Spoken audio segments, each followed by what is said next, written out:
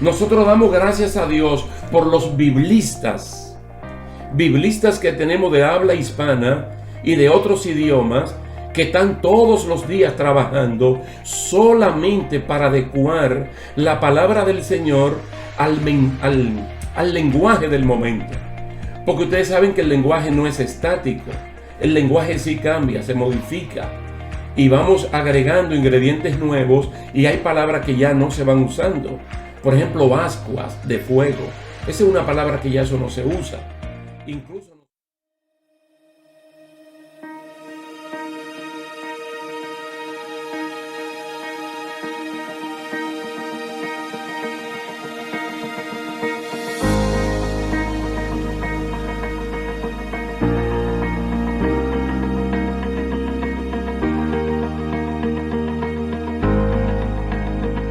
saludos y bendiciones, queridos hermanos. Aquí estamos de nuevo para continuar con esta serie de estudios bíblicos sobre la apostasía.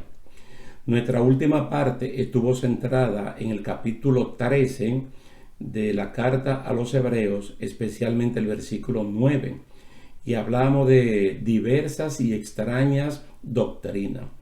Yo quiero presentar en el día de hoy el tema de la cautividad babilónica como una especie de esclavitud, que la persona ha perdido su libertad y ahora está cautivo, y es como si fuera una especie de apostatar. No es 100% lo mismo, pero tiene mucha referencia. En el Salmo 137, los versículos del 1 al 6, Salmo 137, los versículos del 1 al 6, hablan de la siguiente manera: junto a los ríos de Babilonia, allí nos sentábamos y llorábamos, acordándonos de Sión. Sobre los sauces, en medio de ella, colgábamos nuestras arpas. Y los que nos habían llevado cautivos nos pedían cánticos. Los que nos habían desolado nos pedían alegría, diciendo: cantadnos algunos de los cánticos de Sión. ¿Cómo cantaremos un cántico de Jehová en tierra de extraños?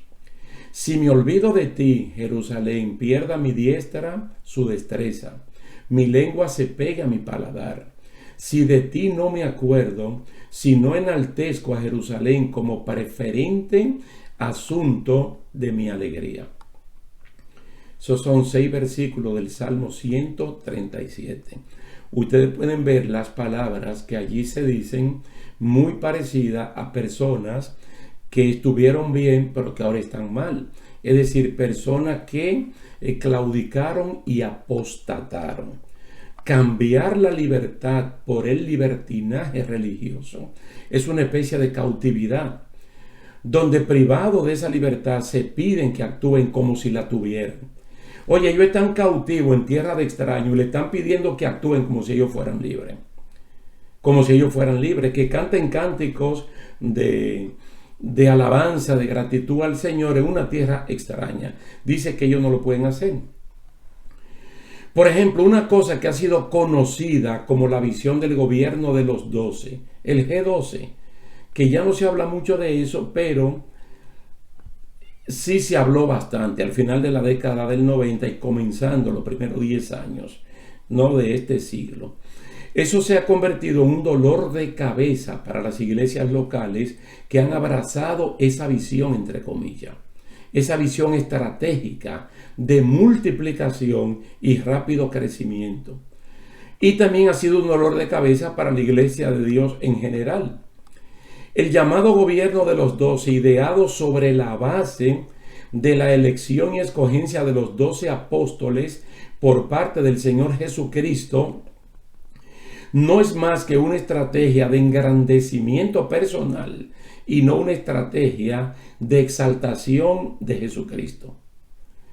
Quizá fue formulada con buena intención, buscando un referente bíblico, y que si Jesús lo hizo así, ¿por qué no hacerlo nosotros también? Solo que el crecimiento de una iglesia local no está marcado por uno, sino por Dios, quien es la persona encargada de hacer que su propia obra crezca. Y podemos poner un ejemplo. En Corinto, la congregación se debatía haciendo de tal o cual persona un emblema de crecimiento, enfocando la forma de cómo Apolos o Pablo o Pedro o el Señor Jesucristo se desenvolvían en sus respectivos ministerios. Es decir, algunos decían: yo soy de Pedro, yo soy de Pablo, yo soy de Apolo, yo soy de Cristo. Entonces trataban de hacer las cosas que ellos entendían que ellos hacían y que le habían dado resultado para el crecimiento. Pablo allí mismo afirmó que el trabajo de los siervos de Dios, es sembrar, regar y cosechar. Y estamos hablando de la semilla, que es el Evangelio. Sembrarlo, regarlo con agua, es decir, con las oraciones y el seguimiento, y cosechar. Pero que el crecimiento se lo reservó solo para Dios, quien tiene la facultad de darle crecimiento numérico y orgánico a la obra del Señor. Eso está en 1 Corintios capítulo 3, los versículos 5 al 9. Es decir, la tarea de Pablo, de Apolos, de Pedro es sembrar, regar y cosechar, pero la facultad de darle crecimiento es de Dios. La Biblia abunda en pasajes que se enfocan en el crecimiento en cuanto al conocimiento del Señor Jesucristo, y no solo en el crecimiento numérico de una obra. Uno de esos pasajes es 2 de Pedro capítulo 3, verso 18, donde se ordena de manera amable a crecer en la gracia y el conocimiento de nuestro Señor Jesucristo. Los que crecen de esta forma no son sectarios, no se esconden, no se aíslan, sino que son incluyentes. No se dividen entre los que sostienen la visión y los que no la sostienen. Crecen saludables en estatura para con Dios y también para con los hombres, porque no se basan en sus propias opiniones, sino en las de Dios. Por lo tanto, cualquier movimiento, visión, estrategia, lo que sea, que no actúe conforme a la palabra de Dios, por buena y bonita que aparente, y hasta por bíblica que sea, debe ser cuestionada por la iglesia, que se preocupa de mantener no solo una sana doctrina entre sus feligreses, sino una sana convivencia con el resto de miembros del cuerpo de Jesucristo, como está en 1 Corintios capítulo 12. Es decir, no puede haber una estrategia, un movimiento, una visión que en vez de unificar nos divida entre los que practican esto y los que no la practican. Los que practican esta visión están bien y los demás son anticuados, desfasados, y son los que están mal. Son los que le molesta que otra iglesia crezca numéricamente y que ahora hayan megas congregaciones. No, hermanos, todo lo contrario.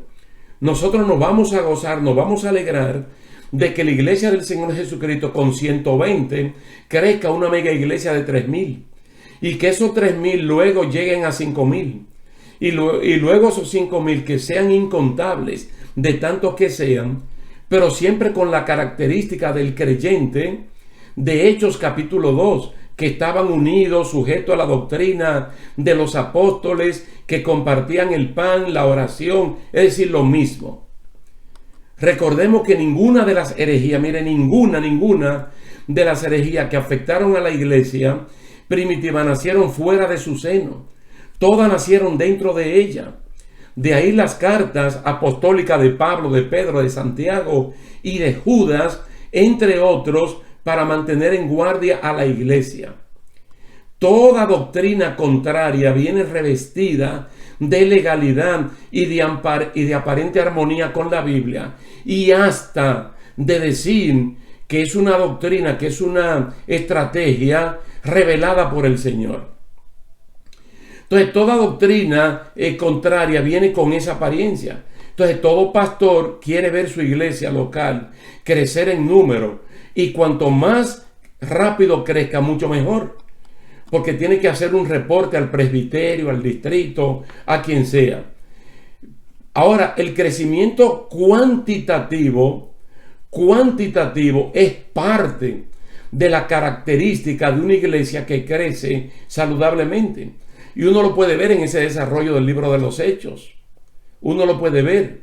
Cómo la iglesia van contando 120, 3.000, 5.000 y luego son incontables, pero también la iglesia es diseminada por todas partes y la iglesia de Jerusalén se quedó con 12, porque solamente los apóstoles no fueron diseminados, el resto tuvo que salir. Pero también tenemos que recordar que hubo peligro, por ejemplo, cuando David mandó a censar al pueblo para saber cuántos eran. Él quería saber la cantidad numérica con los cuales él contaba. Cuando él se lo dijo al general Joab, el general le dijo: no haga eso, eso no está bien. Porque él quería saber el número para él engrandecerse, para él vanagloriarse, para él decir: los israelitas somos tantos, los judíos somos tantos, y que han crecido a ese nivel por su reinado, por su mandato. Esto le costó casi la vida, porque a veces la intención no es que el reino crezca, porque hermano, mira, uno no debe preocuparse por eso, honestamente.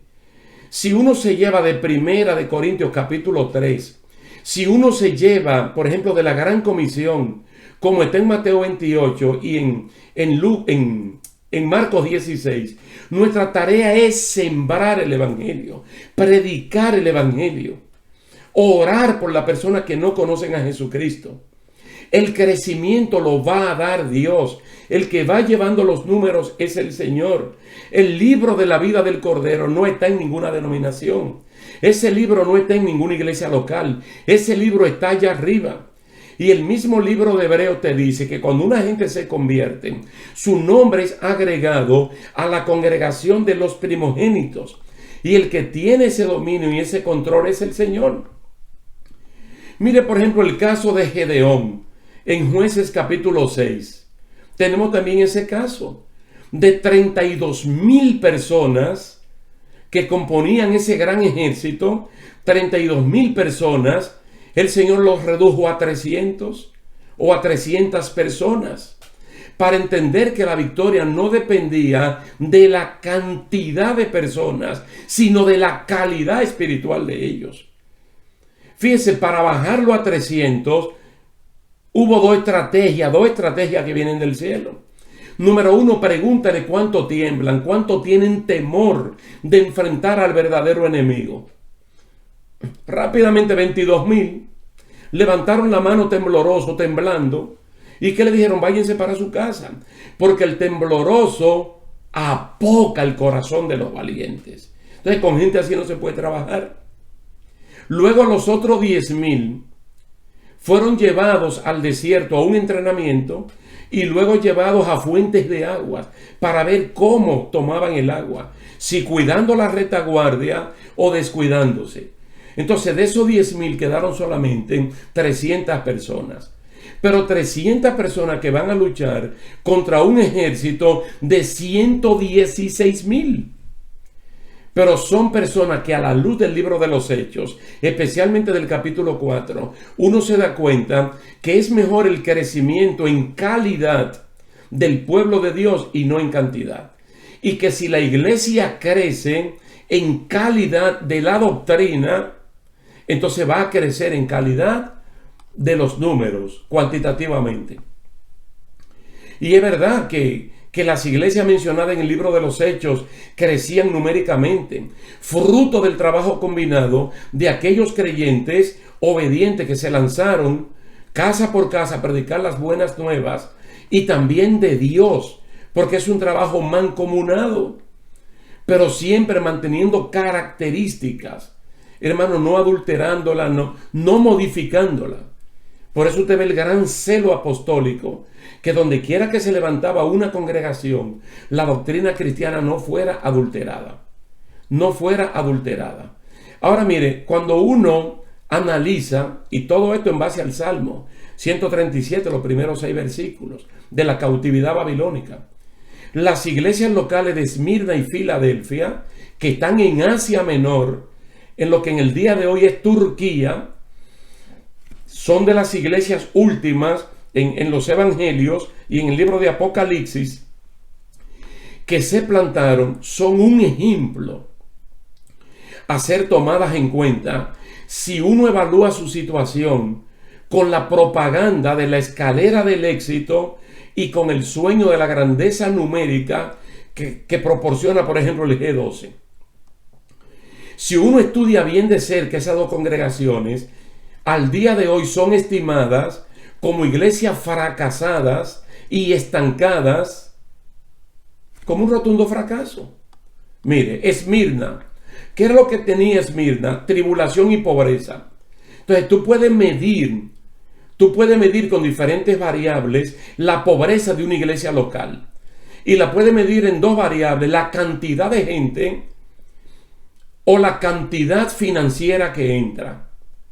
Una iglesia pobre en cuanto a personas no tiene muchos miembros, porque el Señor mismo dice: yo conozco tu pobreza.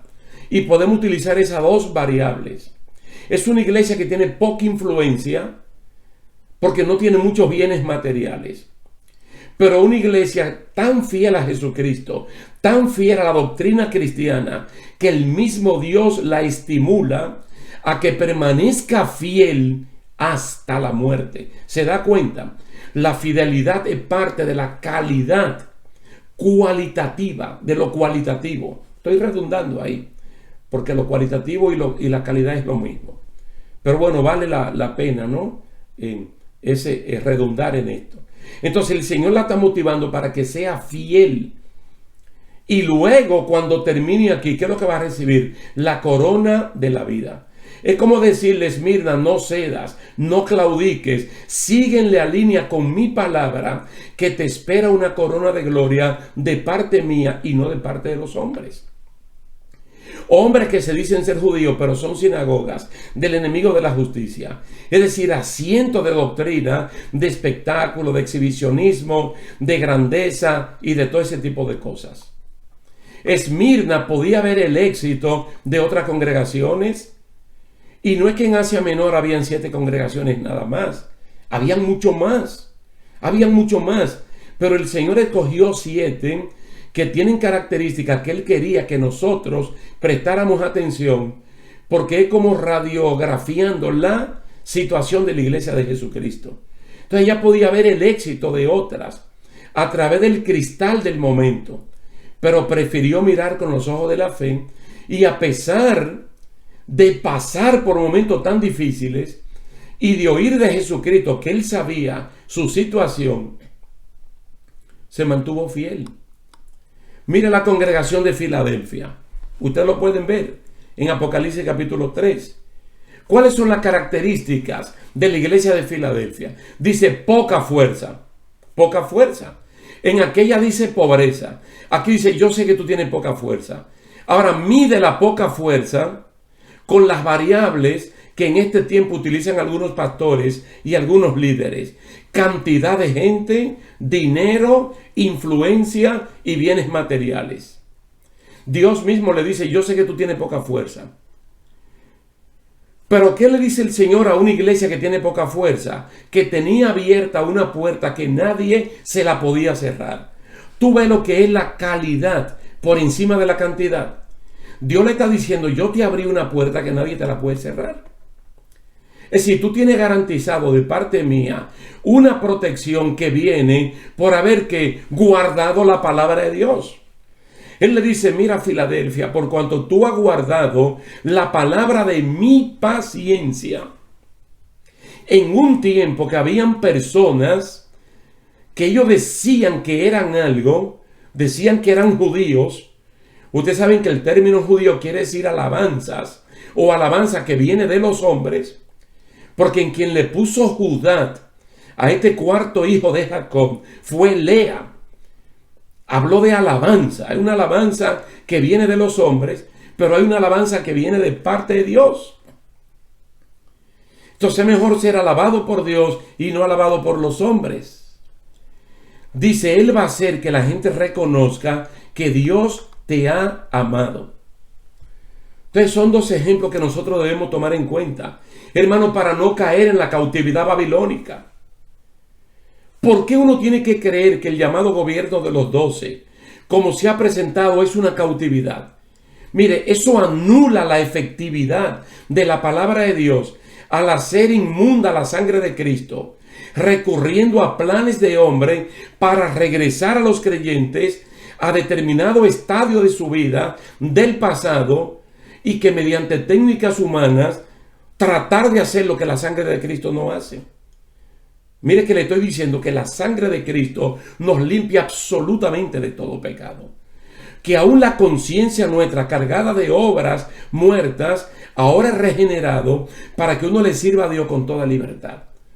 Porque no es solamente una estrategia de crecimiento rápido, cuantitativo. Es que tiene también otros ingredientes que son extraños a la doctrina cristiana. Toda persona que está en Cristo, la Biblia dice que es una nueva criatura. La Biblia habla de un nuevo nacimiento. La Biblia habla que si Dios se olvida de nuestro pasado, ¿quién es fulano de tal o quién es un movimiento que tenga que hacer que mi pasado venga al presente? De que para que entonces ellos me lo borren definitivamente. Cuando ya nosotros somos nueva criatura.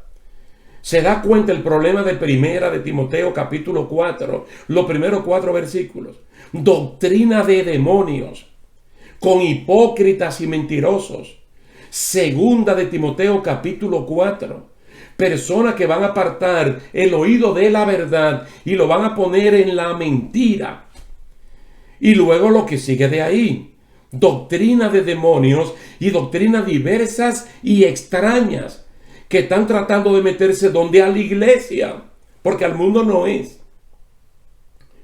Entonces revestida, mi hermano, con algo que a cualquier pastor dice, yo quiero eso.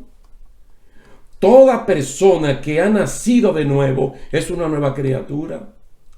Y a partir de ahí el Espíritu Santo posa su vida, es sellado, y lo único que le resta es crecer. Es crecer. Gloria a Dios. En calidad. Y luego ese crecimiento en número se va a ver. Entonces casi todo el libro de Hebreos nos conduce a vivir una vida nueva, una vida distinta de la pasada, por haber sido perdonado todos nuestros pecados. También el libro de los Hechos es mandatario al decir que los pecados son borrados cuando uno se arrepiente y confiesa a Cristo como Señor y Salvador. Y eso está en Hechos capítulo 3, versos 19 y 20. Ese gran revuelo que se levantó cuando el Señor utilizó a Pedro y a Juan para sanar al cojo que estaba sentado en la puerta la hermosa del templo de Jerusalén. Hubo que dar una predicación. Entonces dentro de la predicación está esa parte evangélica del perdón de nuestros pecados, que el Señor lo borra. El Señor lo borra totalmente. ¿Qué es lo que dice allí? Arrepentíos y convertíos para que sean borrados nuestros pecados, para que vengan de la presencia del Señor tiempos de consuelo. Y luego Él envía a Jesucristo, que fue antes anunciado. Mire, si a la eficiencia de la sangre de Cristo, de borrar, de quitar pecados, le agregamos el trabajo santificador del Espíritu Santo para mantener al nuevo nacido purificado de corazón y bajo la dirección y supervisión de Él, no hay que agregar más nada. Porque 2 Corintios capítulo 5, verso 17 dice, de modo que si alguno está en Cristo, nueva criatura es. Las cosas viejas pasaron. He aquí todas son hechas nuevas. Entonces, ¿por qué tenemos que aceptar? ¿Por qué tenemos que aceptar doctrinas nuevas, variadas, cuyo origen es del demonio, de hipócritas y de mentirosos? Por eso es que una iglesia local, mi hermano, cuando el pastor predica, cuando el predicador predica, cuando el maestro enseña, hay un llamado a la persona que no conoce a Cristo para que venga y entregue su vida a Jesucristo y nazca de nuevo. Entonces allí hay un cambio completo y hay un giro de 180 grados. Mire, son conocidos los sufrimientos, las aflicciones que pasó José, por ejemplo, en la casa de su padre. José allá en el libro de Génesis. Sus hermanos lo odiaban y planearon su muerte una y otra vez. Es un ejemplo que le voy a poner, mire. Decidieron venderlo. Fingieron que una bestia del campo lo había destrozado. Le dijeron al papá que murió porque una bestia lo destrozó. Luego en tierra de Egipto lo revendieron. Fue a parar a la cárcel por un delito que nunca cometió, porque lo acusaron de intento de violar sexualmente a la mujer de un capitán. José allí se pudo haber traumado, pudo haberle pasado cualquier cosa. Pero cuando él tuvo la oportunidad de mostrar si era o no una nueva criatura, si era o no una nueva persona, él no vaciló. Lo demostró con el nombre que le puso a sus dos hijos, Manasés y Efraín, donde él olvidaba lo que le pasó en la casa de su padre y donde él olvidaba lo que le pasó en tierra de Egipto. Alabado sea el nombre del Señor. Porque, hermano, es que hay un cambio rotundo en nuestras vidas. Hay un cambio total en nosotros cuando aceptamos a Cristo como Señor y Salvador.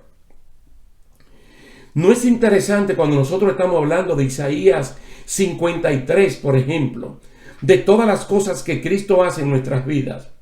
Fíjense que allí se está profetizando más o menos 800 años antes que Cristo ejecutara lo que tenía que ejecutar en la cruz del Calvario, diciendo que Cristo fue herido por nuestras rebeliones, que Él fue molido por nuestros pecados y que la paz que tenemos ahora, el castigo, cayó sobre Él, que por la llaga de Cristo nosotros fuimos curados para hacernos nuevas criaturas.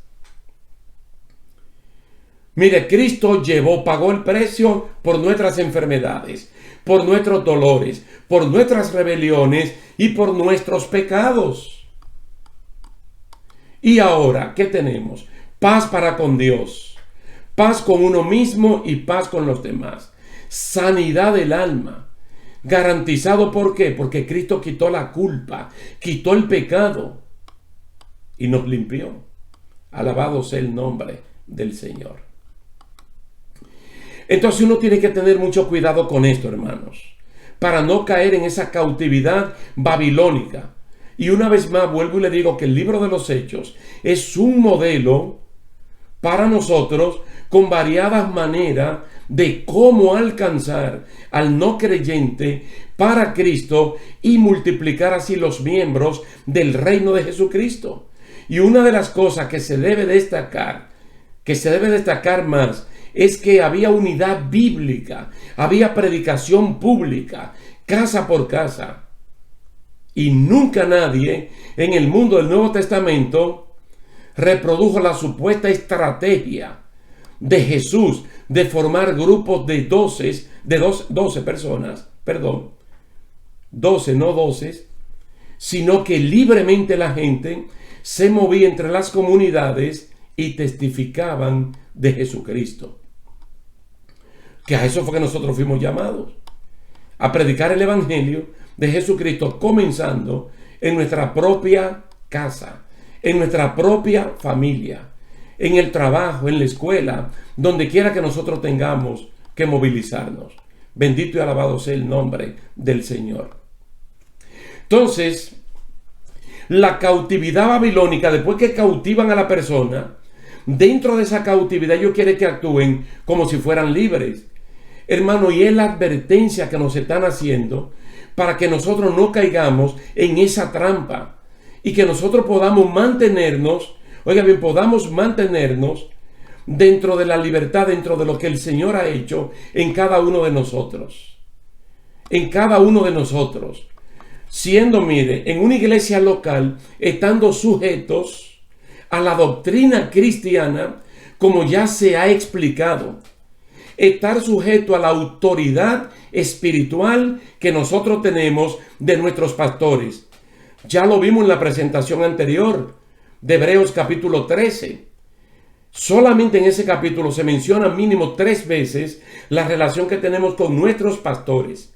Y la palabra para los pastores que se está utilizando allí no es la palabra poimen, sino una palabra que tiene que ver con lo que nos guían, lo que nos instruyen, lo que nos alimentan.